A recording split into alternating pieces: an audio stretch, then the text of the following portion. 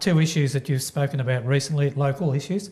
That is the funds for the Calder Highway update. That was one of the issues. The other one was a Hawkeye Bushmaster that you were really proud that the Netherlands, wasn't it? Yep. Government have now bought some more, which is great for Bendigo. It helps our economy here.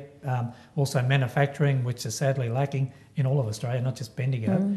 So there were a couple of issues. And the other issue I'd just like you to comment on, at the last council meeting, they went from a 25-metre pool to a 50-metre pool. There was a motion to ask you to try and support them, go to federal government to support getting some of the funds from the federal government. I know it was an issue that was going to be supported, and then you won this seat and now it's not supported. That's my cynical approach to it. But there are three issues that have sort of been pretty vocal in this community. Well, we'll start with the pool first of all. And what shifted with the pool debate about whether they would or would not apply for federal funding was when Barry Lyons was the mayor and came and was in Canberra, asked the minister straight out, the assistant minister, Jamie Briggs, of the airport and the pool, which do you think is more likely to get funding?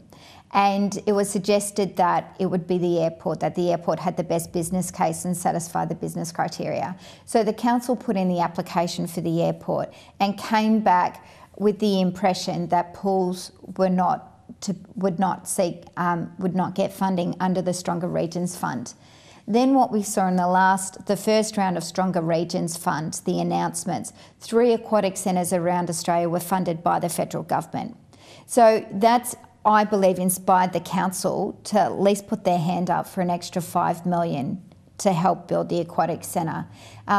It's been back and forth in the council. They haven't been quite sure what they wanted to do, and that, I think, reflects the different makeup of the councillors and how the votes are shifting in our council. And each of the councillors will tell you sort of their own history on the pool. It's been an issue in our community since I was a candidate.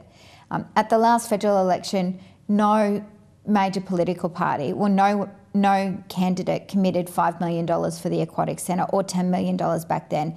It didn't make the priority list. What I argued then and what I argue today is what we want to see is a fund established under Labor Regional Development Australia Fund. Under the Liberals, it's called Stronger Regions, that allow local government and not-for-profit organisations to apply for capital works funding. The council has asked me to support their application. Of course I do. I'd support any application that council put forward for federal government funding. Like I'd support any not-for-profit group who put an application forward. That's the role of being the local federal member. It's to support the applications from your community that go forward. It's to advocate on their behalf. Will they be successful?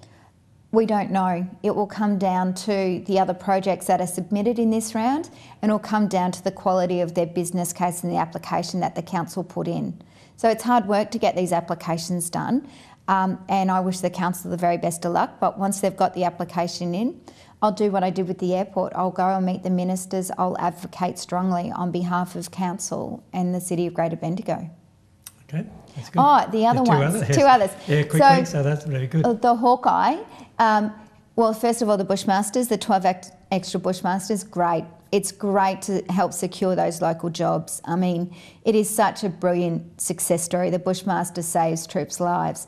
And to continue to get exports just speaks volumes to the quality of our defence manufacturing capability. The next step is the Hawkeye. And I know that Talis are working very hard with the current government to get a contract signed so that they can go into production for the Hawkeye. So we're hoping that that will happen soon, and that will secure the long-term future of the jobs. What some people don't know is that the Bushmaster and the Hawkeye, part of the parts come locally as well, are manufactured locally. Okay. So it's the supply chain of locally manufactured product that goes into it. So the mufflers, for example, are manufactured here, and the exhausts are manufactured here in Bendigo, and they're part of the Bushmaster.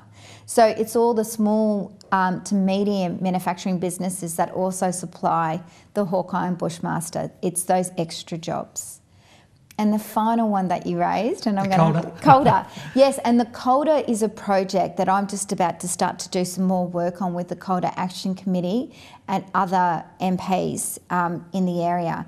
The extra funding for Ravenswood is great, and it's great to see the work started because that is a a terrible, terrible intersection. But there are still some others that we need to work on the Calder. Fogarty's Gap near Malden, the Kyneton 100 zone where you have to slow down, and then of course the Calder Park as you get into Melbourne, not to mention the Calder alternate when you go out past Lockwood. So rather than advocating for each of them on their own, we're trying to get together a group of people who just want to advocate for upgrading the Calder from highway to freeway standard from Melbourne to Bendigo so that we can see improvements across the board.